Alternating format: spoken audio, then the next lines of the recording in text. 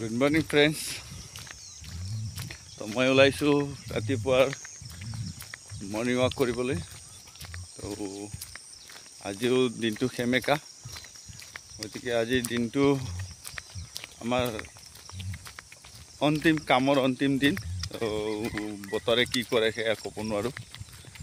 তো আমি morning walk সদায় মৰ্নিং ৱাক কৰোঁ, 4 কিলোমিটাৰ আপ ডাউন, মুঠতে 7 পৰা 8 কিলোমিটাৰ আমি আপ ডাউন কৰোঁ। কাৰণ কামৰ সময়ত কাম কৰিব লাগে, আৰু যেতিয়া খেলা ধূলা মৰ্নিং ৱাক সেয়া সময়মতে কৰিব লাগে। আৰু বিভিন্ন ঠাই ফুৰাটো এটা কাম। মই বিভিন্ন ঠাই ফুৰি আছোঁ, আৰু আহি বিভিন্ন ঠাইৰ দৃশ্যবোৰ আমি উপভোগ কৰি আছোঁ। বিভিন্নজনৰ লগত লগ ভাগ কৰি আছোঁ, বিভিন্ন প্ৰকাৰৰ মানুহ আমি লগ পাই আছোঁ। তো মই ভাবোঁ তো এনেকৈ জীৱনটো উপাৰ্জনৰ লগে লগে কোনো আনন্দৰো প্ৰয়োজন আছে। উপাৰ্জন কম হওক या বেছি হওক, কিন্তু উপাৰ্জন কৰিব লাগে। আৰু যিসকল মানুহে, মই এডভাইচ নহয়, এইটো মোৰ অভিজ্ঞতা, মোৰ মনৰ কথা। যিসকল মানুহে জুৱা খেল, মদৰ আড্ডা আৰু কিবা এটা 2 নম্বৰী কথা, 2 নম্বৰী কামবোৰ কৰি ফুৰে, যে মানুহক ঠগা কামবোৰ, তেওঁলোকৰ কেতিয়াও উন্নতি নহয়। এইটো সদায় মনত ৰাখিব। আমি সকলোৱে যদি মিলিজুলি একতাৰ বান্ধোনত আমি থাকি এজনে আনজনক সহায় কৰি নিজৰ উন্নয়নৰ কাৰণে কাম কৰোঁ, আমি প্ৰতিজন ব্যক্তিয়ে আমি উন্নতিৰ পথত আগুৱাই যাব পাৰিম। আমাৰ দেশখন আগুৱাই যাব পাৰিব। আনক ঠগিবলৈ যোৱা মানে নিজক ঠগা। আপুনি এবাৰহে ঠগিব পাৰিব। যেনেকৈ সোণ 2 নম্বৰী সোণ এবাৰে বিক্ৰী হৈছে, এতিয়া আৰু বিক্ৰী নহয়।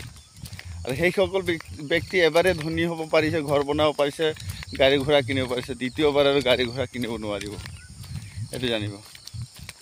গতিকে সেই তেনেকৈ আমি সদায় ব্যৱসায় বা কৰ্মত ব্যস্ত থাকিব লাগিব। আৰু আমি ব্যস্ত থকা মানেই আমাৰ দেশৰ উন্নতি হ'ব। আমাৰ সকলোৱে আমাক বিশ্বাস কৰিব, আৰু আমাৰ পুঁজি নোহোৱাকৈ আমি যিকোনো কাম আমি কৰি যাব পাৰিম। কাৰণ বিশ্বাস এটা বহুত ডাঙৰ পুঁজি। মই এটা ডাঙৰ কথা কৈছোঁ আজি, মনত ৰাখিব। যিটো আমাৰ বিশ্বাস, সেয়া হৈছে পৃথিৱীত আটাইতকৈ ডাঙৰ পুঁজি। কাৰণ আজি ধীৰুভাই আম্বানীক মানুহে বিশ্বাস কৰিছিলে, যাৰ কাৰণে তেখেত এজন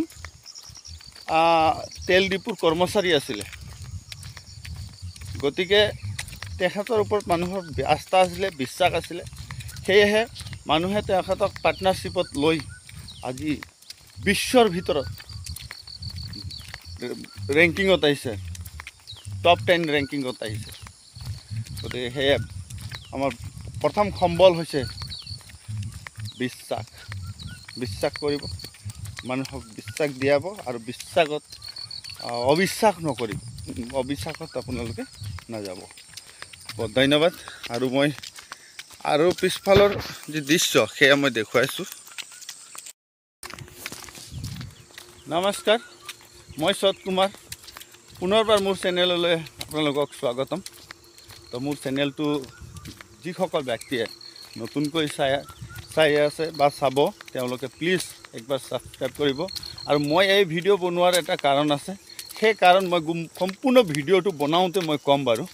আৰু এই ভিডিঅ' মোৰ কাৰণে বনোৱা নহয়, মই আন এজনৰ কাৰণে বনাইছোঁ, কোনোবা মানুহৰ কাৰণে বনাই আছোঁ। গতিকে মোক সহায় কৰিব। আৰু আপোনাৰ পৰা মোক টকা পইচা নালাগে, আপুনি মোৰ চেনেলটো আগবঢ়াই নিব আপোনালোকে।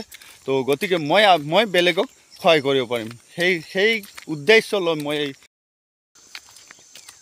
অসমত 1 কঠা মাটিৰ যদি 50,000 আছে, ইয়াত 1 কঠা মাটিৰ 10 লাখ টকা আছে। কিন্তু ঠাই বিশেষে য'ত 2, 4, 5টা ঘৰ হৈ গ'ল, সেইখিনি ঠাই আপুনি এটা চেণ্টাৰ বুলি ভাবি লওক, আৰু সেইখিনি ঠাইত দামটো বেছি।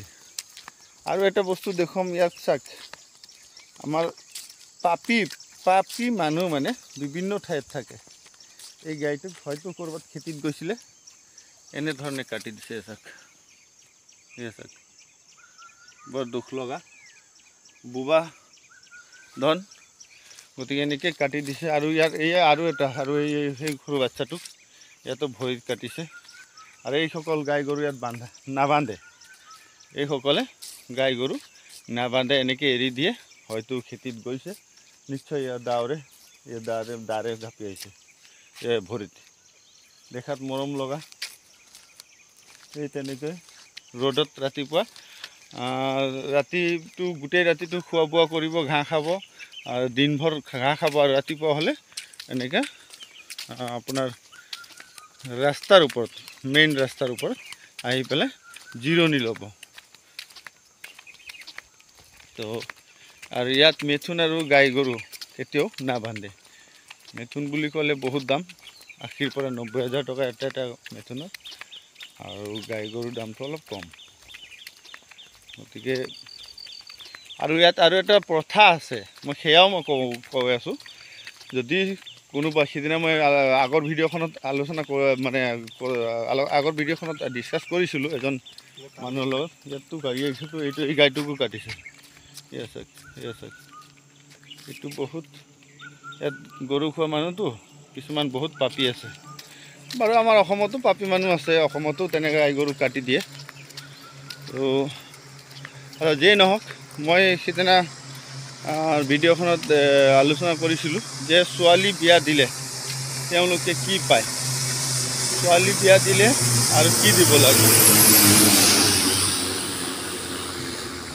ছোৱালী বিয়া দিলে ছোৱালীৰ ঘৰৰ পৰা মেথুন দিব গাই গৰু দিব গাহৰি দিব মুৰ্গী দিব এইবোৰ দিয়ে আৰু ছোৱালীৰ ঘৰে ল'ৰাৰ পক্ষক 4টা 5টা 6টালৈকে মেথুনৰ ডিমাণ্ড কৰে তেওঁলোকে ল'ৰাই দি পেলাই ছোৱালীজনীক বিয়া পাতিব লাগিব যেনেকৈ যৌতুক হিচাপে যেনেকৈ আমাৰ অসমত যৌতুক দিয়া হয় সেই ধৰণে যৌতুক হিচাপে তেওঁলোকে জীৱ জন্তু আদান প্ৰদান কৰে তো এয়া আছিলে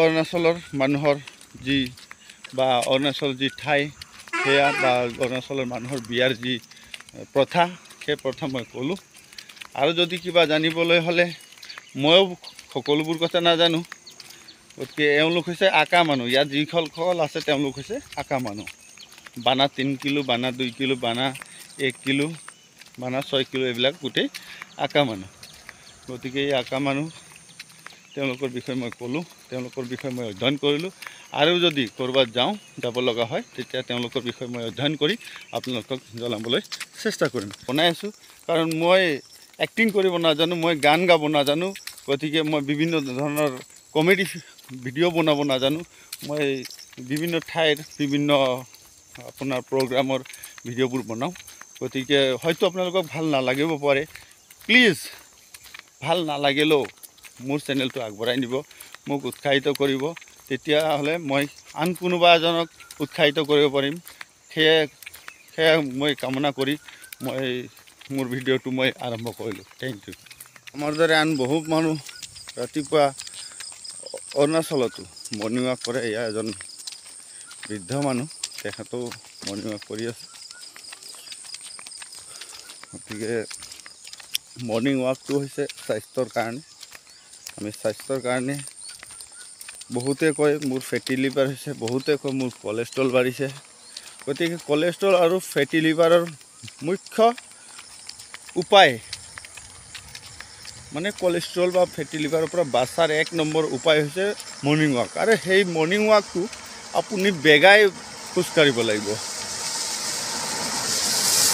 লাহে লাহে মানুহৰ লগত গল্প কৰি খোজকাঢ়িলে সেয়া মৰ্ণিং ৱাকত কোনো মূল্য নাই বা কোনো কামত নাহিব তো এই পাহাৰবোৰ চাই আছে মই পাহাৰৰ দৃশ্য দেখাইছোঁ এই বগা বগা যিটো আমি অসমৰ পৰা চাওঁ যেনেকৈ তুলাৰ নিচিনা বগা বগা ওলায় সেয়া বৰষুণ পৰাৰ পাছত পাহাৰৰ পৰা নিজে ভাপ ওলায় এইবিলাক সেয়া চাওক আপুনি গোটেইবিলাক ভাপ এনেধৰণৰ ভাপ ওলায় আমি পাহাৰ যিটো আকাশত তুলাৰ নিচিনা উৰি থকা দেখোঁ সেইদৰে ভাপ ওলায়। আজি পানী পৰিছে ৰাতিপুৱাই আৰু তাৰে ভাপ ওলাইছে এইবিলাক। তো মই মোৰ অভিজ্ঞতাৰ পৰা কৈছোঁ, আৰু মই বহুতো ডক্টৰৰ কিছুমান টকছবিলাক মই চাওঁ, শুনো। তো সেই ডক্টৰসকলে কয়, তেখেতসকলক মই গুৰু হিচাপে মানি মই আগবাঢ়ি গৈ আছোঁ। তেখেতসকলে এটাই কথা কয়, এক্সাৰচাইজ একেবাৰে নিতান্ত জৰুৰী। এক্সাৰচাইজ কৰিলে আমাৰ শৰীৰৰ বিভিন্ন ব্যাধিৰ পৰা মুক্ত পাব পাৰে। ৰাতিপুৱাইছে এইসকল গাড়ী চেপাত ৰাতি খালী কৰি ৰাতিপুৱাই তেওঁলোক ভালুকপুঙলৈ, কোনোবাই তেজপুৰলৈ ওলাই গৈ আছে। গতিকে আমি ৰাস্তাত আছোঁ, সেইকাৰণে এই গাড়ীবোৰ অহা যোৱা কৰি আছে। সেয়া মই আপোনালোকক দেখুৱাইছোঁ।